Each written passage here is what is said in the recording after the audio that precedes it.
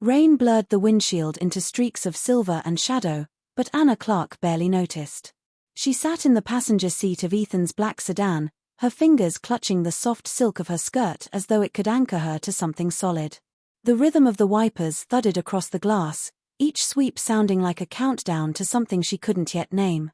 Ethan's jaw was tight, his knuckles pale against the steering wheel, and when he finally spoke, the words felt more like a knife than a confession. "I can't do this anymore." At first, Anna thought he meant the argument they'd had earlier, or the stress of wedding planning. But the way his eyes wouldn't meet hers, the hollow tone of his voice, told her otherwise. She forced out a brittle laugh, clinging to denial, but he pressed on, shattering her last defenses. He hadn't just grown uncertain, he had betrayed her. Ethan admitted he'd been seeing someone else, and when the name fell from his lips, Anna felt the world tilt violently beneath her. Maya wasn't just anyone, she was Anna's best friend since childhood, her chosen sister, the maid of honor who was supposed to stand beside her on the happiest day of her life. The betrayal struck twice, in love and in friendship. The storm outside seemed to echo the storm within her, every raindrop hammering against the glass like a reminder that nothing would ever sound the same again. The hours that followed were a blur of humiliation and disbelief. Anna drove home, her body moving on autopilot, but inside she was unraveling. When she told her mother what happened, she hoped for comfort, for arms around her, for the promise that she would be okay. Instead, her mother's words were sharp, calculated, and cold. "You promised us this marriage would heal our family name. Now look at you." Anna's chest constricted, because she knew exactly what her mother meant. Years ago, her family's reputation had been scarred by her father's scandal, a financial betrayal that left their name whispered in disdain throughout their small town. Anna had carried the unspoken responsibility of restoring their image, of marrying well, of proving that Clark women could be respectable, loyal, chosen. Ethan had been the golden ticket, a man from a respected family, ambitious, stable, the kind of husband her mother could boast about. And now, in one cruel night, he was gone, and the shame wasn't his to carry, it was hers. Anna felt the crushing weight of expectation pressing into her skin, turning her heartbreak into a public spectacle of failure. Her mother's disappointment stung almost as much as Ethan's betrayal, twisting grief into guilt. In her own home, she felt no refuge, only the echo of judgment. Every corner seemed to remind her of the wedding plans that would now unravel, the guest lists, the dress fittings, the venue deposits. What was supposed to be the culmination of her sacrifices had crumbled into ash, and she was left wondering not just who she had lost, but who she had failed to become. Days later, Anna stood in front of a mirror, draped in her wedding dress. The satin clung to her body like a ghost of the future she had been promised but would never live. She had come here not for a ceremony, but for closure, dragging herself to the empty church as if confronting the absence might somehow ease it. The aisle stretched before her, long and hollow, decorated with flowers that would never witness vows, candles that would never glow with celebration. Her heels clicked against the stone floor as she stepped forward, each sound magnified by the silence that enveloped her. She had imagined walking this aisle surrounded by friends, family, and a man waiting for her at the altar with devotion in his eyes. Instead, the pews were barren, the altar cold. She stopped halfway, clutching the bouquet she had never wanted to release, and for a moment her chest tightened so fiercely she thought she might collapse. The betrayal had left her stripped of more than a fiancé, it had robbed her of trust, of dignity, of the illusions she had built around love and loyalty. Tears spilled, staining the white fabric of her dress, until she no longer cared if the dress was ruined. Standing there, framed in lace and emptiness, Anna embodied abandonment itself, a bride without a wedding, a woman without a future she had planned so carefully. The silence was unbearable, louder than any thunderstorm, heavier than any words her mother or Ethan could have spoken. And yet, beneath the devastation, a fragile awareness flickered. This was the moment she had been left with nothing. And sometimes, nothing could be the start of everything. Anna Clark had grown up in a home defined by absence. Her father's departure years ago had not just emptied a chair at the dinner table, it had fractured the foundation of her family's stability. She was 13 when he left, old enough to understand the weight of betrayal but too young to defend herself from its consequences. The neighbors had whispered, her mother had folded into bitterness, and Anna had silently taken on the role of the dependable one, the daughter who would make things right. In college, when she met Ethan Hayes, his presence seemed like a balm over those old wounds. Where her childhood had been marked by uncertainty and instability, Ethan radiated steadiness. He was polished, dependable, the man who always showed up on time and remembered the smallest details about her. He said all the right words, painted pictures of a future that was safe and structured, and offered her the kind of forever she had craved since she was a child watching her father's back vanish out the door. To Anna, Ethan wasn't just a fiancé, he was the promise of security, the family she thought she had lost, the anchor to a life that could finally feel unshakable. She clung to him not just out of love, but out of the desperate belief that with him, she could rewrite her story, that his devotion could prove she wasn't destined to be abandoned again. Losing him now didn't just mean losing a partner, it felt like her very foundation had collapsed, reopening scars that had never truly healed. Maya had been Anna's best friend since high school, the girl who knew every secret, every late-night confession, every scar of her family history. She was magnetic, the kind of person who drew attention without trying, her confidence always sharp enough to cut. Anna loved her, trusted her, but somewhere beneath the loyalty, a quiet tension had always pulsed. Maya was ambitious, chasing success with a fire Anna sometimes envied but never admitted aloud. And though Maya had often stood beside her, there had been moments, subtle comments, lingering glances, where Anna wondered if her best friend resented how easily Anna's steadiness drew people in now, that suspicion had crystallized into truth.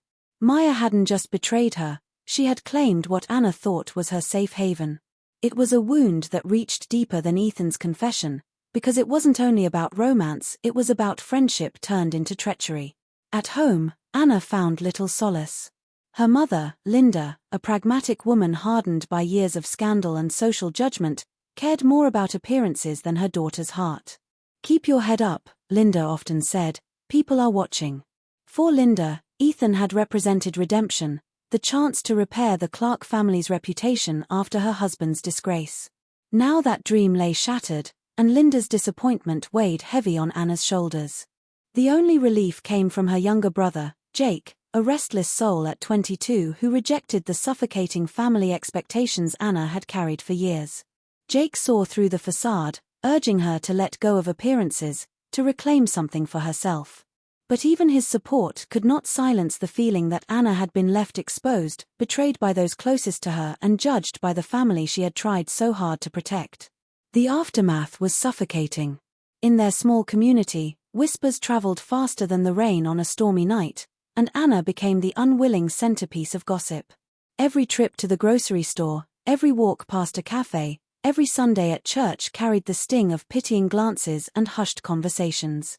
She could feel the narrative being written about her, the jilted bride, the foolish girl who had trusted too much, the woman whose best friend had outshone her. Humiliation clung to her like a second skin. At home, Linda pressed harder, reminding Anna that this wasn't just about her heartache but about the family's image, as though Anna's heartbreak were a scandal to be managed. "You can't let them see you broken," her mother urged, but the command only deepened Anna's exhaustion. Ethan and Maya's betrayal wasn't hidden, it was paraded in subtle gestures, a new pairing in the open, their union a cruel reminder that her loss was their gain. And Anna, standing amid the wreckage, was forced to confront the life she thought she had built.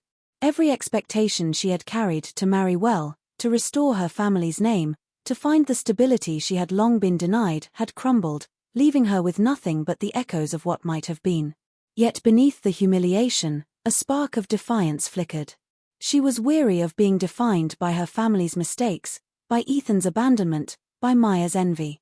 The pain was raw, the whispers relentless, but somewhere in the ache was the faint beginning of a realization: if she had lost everything they had used to measure her worth, then perhaps she was finally free to decide her worth for herself.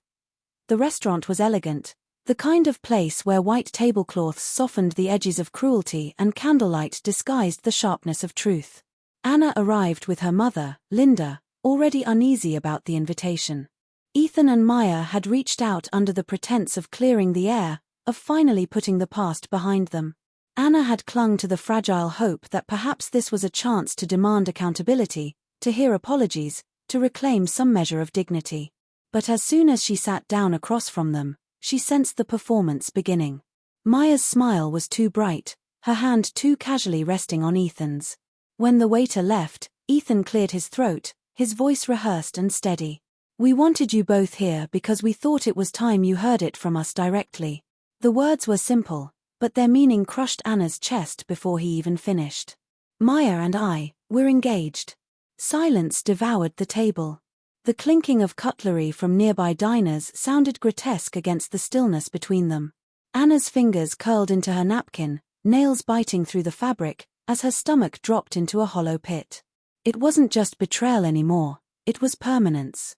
A fling could have been dismissed, a mistake, a lapse of judgment. But engagement meant intention. It meant vows, rings, forever, all the things Ethan had once promised her. Across from her, Maya adjusted her ring as if displaying a trophy, her eyes shining with triumph thinly veiled as sincerity. Anna's breath caught, her entire body frozen in place, every memory of Ethan's promises now tainted by the woman who had sat beside her through heartbreaks, birthdays, and every whispered secret of girlhood. Anna turned to her mother, desperate for an ally, for outrage, for even the smallest flicker of maternal instinct. Instead, Linda's face softened, her eyes narrowing not in judgment toward Ethan and Maya, but in calculation. "Well," Linda said, her tone measured, "at least this way the families remain connected. And Ethan has always been good for security and stability." The words struck harder than Ethan's confession. Anna felt her pulse roar in her ears, unable to comprehend that her own mother, the woman who should have defended her, shielded her, chosen her, was aligning herself with the people who had destroyed her.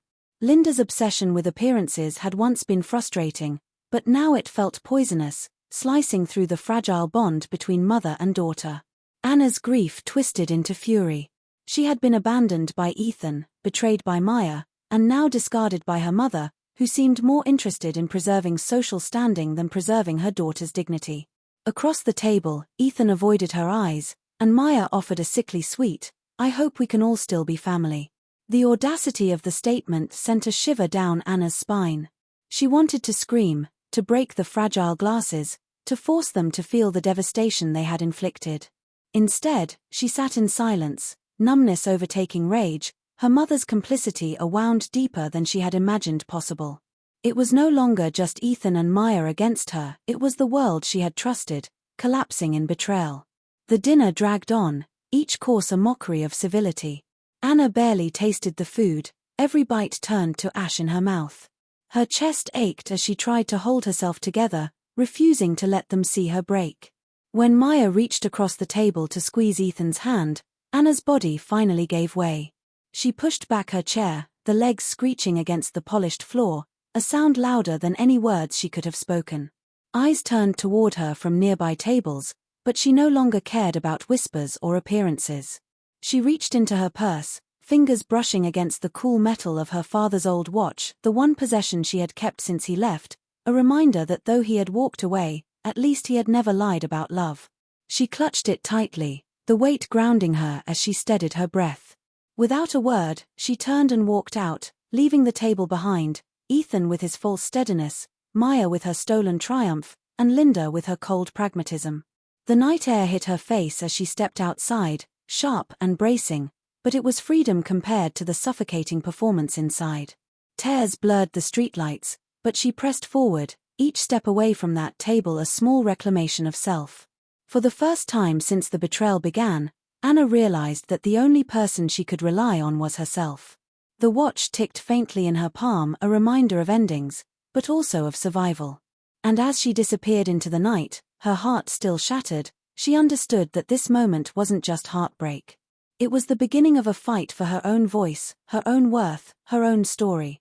The weeks that followed the dinner were a blur of anger, grief, and an emptiness so vast it felt like it could swallow Anna whole. Some mornings she woke with fury pounding in her veins, the betrayal replaying like a cruel reel she couldn't pause. Other days she drifted through in a fog, numb to everything but the hollow ache in her chest. The apartment she found was small, its walls bare and quiet, but for the first time in years, the space was hers alone. No Ethan, no wedding plans cluttering the corners, no mother rearranging things for appearances. She tried to rebuild through routine, throwing herself into her work as a graphic designer.